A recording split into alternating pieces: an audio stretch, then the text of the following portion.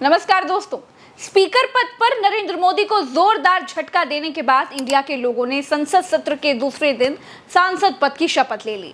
राहुल गांधी ने संविधान की किताब हाथ में लेकर शपथ ली। अखिलेश यादव ने भी संविधान की किताब हाथ में लेकर शपथ ली। डिंपल यादव ने भी ऐसा ही किया। चंद्रशेखर आजाद ने भी सांसद पद की शपथ ले ली। मैं अखिलेश यादव, आई राहुल गांधी, जय हिंद, जय संविधान। मैं डिंपल यादव, जय हिंद, जय संविधान, जय भीम, जय समाजवाद। मैं चंद्रशेखर। पूरा विपक्ष हाथ में संविधान लेकर घूम रहा है, लेकिन बीजेपी वाले अभी भी नहीं सुधरे हैं। बरेली से बीजेपी सांसद ने शपथ लेने के बाद कहा, हिंदू राष्ट्र की जय, जबकि संविधान ऐसा नहीं कहता है। यहाँ हिंदू भाइयों की भी जय है, यहाँ मुसलमान भाइयों की भी जय है, यहाँ सिख, ईसाई, पारसी, बौद्ध सबकी जय है। सबका राष्ट्र है तो पूरे राष्ट्र की जय है। लेकिन संविधान में बदलाव करने के लिए 400 सीटें मांगने वालों को संविधान की बात समझ कहाँ आएगी। कल्पना करिए दोस्तों, अगर जनता ने इनको 400 सीटें दे दी होती तो क्या होता। श्रद्धापूर्वक निर्वहन करूंगा। जय हिंदू राष्ट्र, जय भारत। ये संविधान विरोधी है, संविधान विरोधी है, ये बात कहना है। दोस्तों, इस बार संसद में जब महामानव की एंट्री हुई तो मोदी के नारे नहीं लगे। जानते हैं क्यों? क्योंकि सेंगोल वाले मोदी को जवाब इंडिया के लोगों ने संविधान हाथ में लेकर दिया। संसद में लहराती हुई संविधान की किताब को देखकर नरेंद्र मोदी के चाटुकारों की हिम्मत संसद को रैली का मैदान बनाने की हुई ही नहीं। हिम्मत मोदी के नारे लगाने की हुई ही नहीं। इस बार संसद में बहुत बड़ा बदलाव आया है, और ये बदलाव ही है कि मोदी के आगे घुटने टेकने के बजाय इतिहास में पहली बार इंडिया ने स्पीकर पद का प्रत्याशी उतार दिया है। जब नरेंद्र मोदी शपथ ले रहे थे, मोदी नहीं हो रहा था। याद कीजिए क्यों नहीं हो रहा था? क्योंकि वहां जब संविधान की प्रतियां लहराई जाने लगी तो मोदी करने वाले अवाक रह गए। जुबान से निकला ही नहीं मोदी। संविधान की प्रतियां लहराई जा रही थी और मोदी जी शपथ ले रहे थे। ये बदला हुआ संसद है, बदला हुआ विपक्ष है, बदले हुए विपक्ष के तेवर हैं। संसद में राहुल गांधी ने ऐसा मास्टर स्ट्रोक चल दिया है कि पूरी बीजेपी उसमें उलझ कर रह गई है। दोस्तों, जैसे ही नरेंद्र मोदी ने डिप्टी स्पीकर का पद विपक्ष को देने में आनाकानी की, वैसे ही स्पीकर चुनाव को लेकर संसद में खेल हो गया। राहुल गांधी ने दुनिया को नरेंद्र मोदी की मनमानी दिखाने के लिए इतिहास में पहली बार स्पीकर पद के लिए प्रत्याशी उतार दिया। दलित सांसद के सुरेश को इंडिया की तरफ से स्पीकर पद का प्रत्याशी बनाया गया।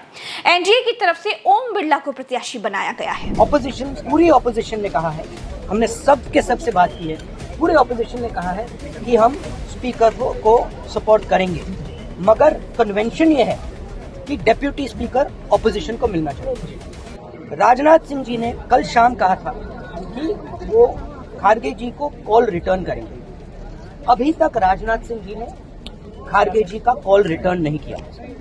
तो मोदी जी कह रहे हैं कंस्ट्रक्टिव कोऑपरेशन हो, और फिर हमारे नेता को इंसल्ट करा जा रहा है। तो नियत साफ नहीं है। नरेंद्र मोदी जी कोई कंस्ट्रक्टिव कोऑपरेशन नहीं चाहते हैं। चिट भी मेरी, पट भी मेरी, सिक्का मेरे बाप का। मतलब नरेंद्र मोदी को स्पीकर भी चाहिए, डिप्टी स्पीकर भी चाहिए। राहुल गांधी ये बात पहले ही समझ चुके थे। मोदी चुनावी रैली वाली जुमलेबाजी की टेस्टिंग राहुल गांधी पर भी करना चाहते थे, लेकिन राहुल गांधी दूध के जले हैं, इसीलिए इस बार छाछ भी फूक कर पी रहे हैं। जिन ओम बिरला को नरेंद्र मोदी दोबारा स्पीकर बनाना चाहते हैं, वो ओम बिरला वही हैं जिन्होंने सैकड़ों विपक्षी सांसदों को संसद से बाहर कर दिया था। ओम बिरला वही हैं जिनकी संसद में मुस्लिम सांसद को बीजेपी सांसद बिदुड़ी ने गालियां बकी थी। बिदुड़ी की सदस्यता रद्द हो जानी चाहिए थी, लेकिन ओम बिरला चुप रहे। ओम बिरला वही हैं जिन पर कांग्रेस माइक म्यूट करने के आरोप 5 साल लगाती रही। ओम बिरला एक्चुअल में पिछले 5 साल नरेंद्र मोदी जी के माउथ पीस बने हुए दिखाई दिए। कुल मिलाकर ओम बिरला मोदी जी के सामने अपनी काबिलियत दर्ज करा चुके हैं। ओम बिरला जी अपनी कार्यशैली से प्रभावित कर चुके हैं पिछले 5 साल में मोदी जी को, और आपने देखा है कि किस प्रकार की उनकी काबिलियत है। माइक को बंद करा देना, जो ज्यादा हो हल्ला या कुछ कायदे की बात उठा रहे हैं उनको बाहर निकाल देना, कोई पार्टी टूट रही हो तो उस पर मूक सहमति बना लेना।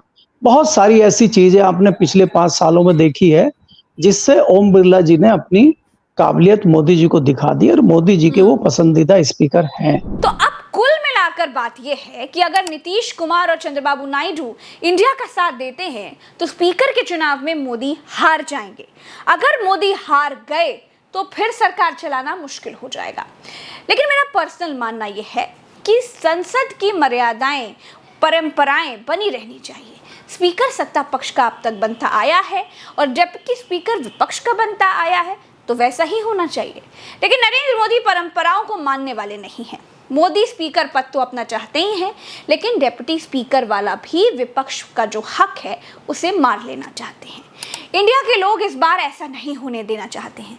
भले ही स्पीकर का चुनाव हार जाएं, लेकिन बीजेपी की मनमानी दुनिया को दिखाना चाहते हैं। हम मूक दर्शक बने नहीं बैठ सकते हैं। तो अगर 1946 के बाद पहली बार लोकसभा स्पीकर का चुनाव होगा तो वही सही, क्योंकि अन्याय को सहना अन्याय करने से ज्यादा बड़ा। संसद में विपक्ष बहुत मजबूत हुआ है। इसका उदाहरण तब देखने को मिला जब एनडीए का सांसद संसद के भीतर फोन से वीडियो बना रहा था तो राहुल गांधी उससे भिड़ गए और भयंकर विरोध दर्ज कराया।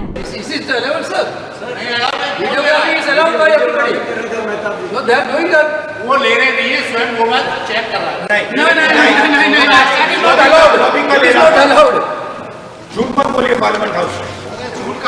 झूठ बोल रहे हैं आप। वो लॉबी की फोटो ले रहे थे। झूठ मत बोलिए, झूठ मत बोलिए यहाँ पे। विपक्ष की मजबूती का दूसरा उदाहरण तब देखने को मिला जब मणिपुर से इंडिया के सांसद शपथ लेने के लिए मंच पर पहुंचे तो पूरा विपक्ष मणिपुर मणिपुर चिल्लाने लगा, लेकिन सत्ता पक्ष की हिम्मत माइक म्यूट कराने की हुई ही नहीं। इससे पहले मणिपुर का नाम लेने पर भी संसद में माइक म्यूट हो जाता था। विपक्ष कई बार ये आरोप लगा चुका है, लेकिन इस बार नई संसद में विपक्ष अधिकारों के लिए फाइट करते हुए दिखाई दे रहा है। दोस्तों, इस वीडियो में इतना ही। मुझे दीजिए इजाजत, चलते हैं। राम राम, दुआ सलाम, जय हिंद। चैनल को सब्सक्राइब कीजिएगा, वीडियो को शेयर जरूर कीजिएगा। नमस्कार।